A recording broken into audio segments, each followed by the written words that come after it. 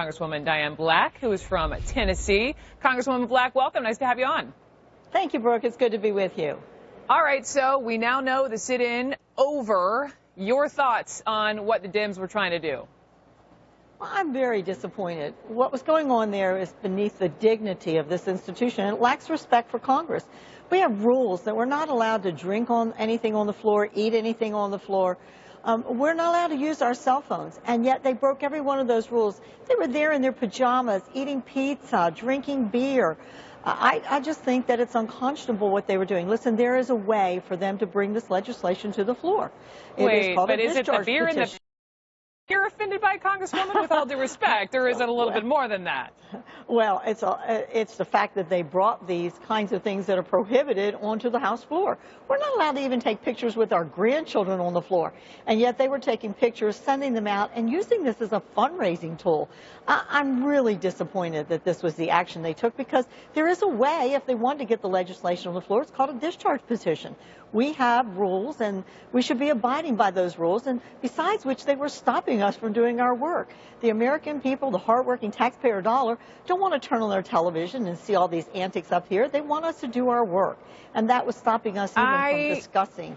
I get it, and I appreciate the rules. I also do know, I was talking to a member of Congress yesterday who reminded me it wasn't too long ago under Leader Pelosi, you know, that the Republicans staged something similar, and then it was the Democrats who turned the lights off. So just to be fair, it's happened on both sides. I think we have to be fair about that. Hold on. Do you give them any kind of credit for their passion, for what they feel so strongly about, including Congressman Lewis? Okay, first of all, I want to tell you, when the Republicans did this, they were in recess, and that's different. There are things that can occur on the floor during recess. We were in session, so let's make that straight. That wasn't a disrespect for the institution. Do I respect their passion? Absolutely. I am passionate about a number of things, but I don't close down the House floor because I don't get my way. And that's not the way we should be operating here in Congress. We should have a more respect for this institution than that. Look, this is a deeply personal thing for me. I'm a Second Amendment person because I actually have experience being assaulted and now have a weapon to protect myself, and that is my right, and I don't want anybody to take that away from me. Will you tell me about that? What happened at Vanderbilt some years ago? Well, it was a number of years ago, and I was walking in the middle of the day, had come out of one of the buildings where I was conducting some business. We had a group of church women that were going to do a convention there, and walking on the side, and there was a car with 3 young men that pulled up beside me on the curb. I've never felt anything since then or like that beforehand, but I knew I was in danger. I turned to try to run back to the building. They got out of the car. They attempted to get me in the car. The police said if I'd gotten in the car, I probably would have never come back. I fought, but they beat me up pretty badly, broke my cheekbone, ruptured a disc in my back. And from that point forward, I realized that I have a right to protect myself, and I'm going to take advantage of that, and I have.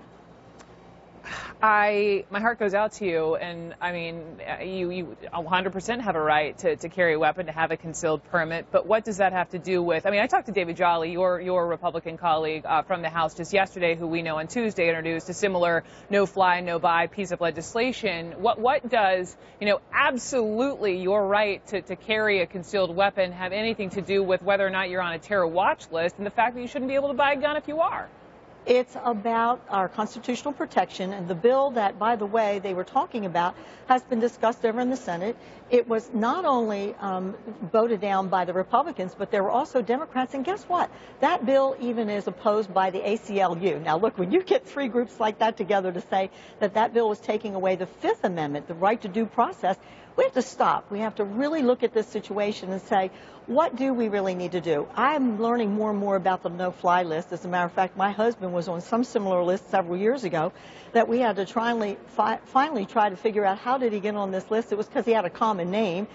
He couldn't get a ticket printed out at home if he was going to fly with less than 48 hours. And he finally was told by a ticket agent at the airport that if he just put his middle initial in, then he would probably be taken off of this list. We have a right to due process. And if people are being put on that list, as we know Ted Kennedy was on that list, and not know about it and not find out about it until you either apply for a gun permit or you try to get another ticket, and you're refused that, what if I had a death in my family and they say, well, we're sorry now, we've got 3 days before you can actually fly. So we need to get a handle on just how we use that no-fly list. Look, none of us want a terrorist. I understand, but None again, talking to folks on the other side, and listen, there was an excellent column written in the Washington Post today by someone who's saying, you know, Ana Gabriel is her name, and saying I'm on the you know, no-fly list. But there are workarounds. You know, yes, it takes a couple of minutes longer in the airport, and I'm sure your husband can relate to that. But if your husband wanted to have a gun, he could probably have a gun. At the same time, if someone has nefarious intentions, if you're on that list, that's correct. But that is correct. But if someone has nefarious intentions and they are on that list for the right reasons, they should be on that list. Why do you think that they should be able to own a gun? Just answer me that. I do not. So let me make that very clear. If someone is rightfully on a list that shows they are potentially a terrorist, then we do not want them having a gun. But the list that we currently have, and I would love to come back and visit with you. I'm going to make a trip out to the FBI, and I'm going to look at this list because there's a lot of confusion about how you get on there, how you find out you're on there, and then how you get off of there. And so we have to be sure that that list is being used appropriately. Look at what just happened down there in Orlando.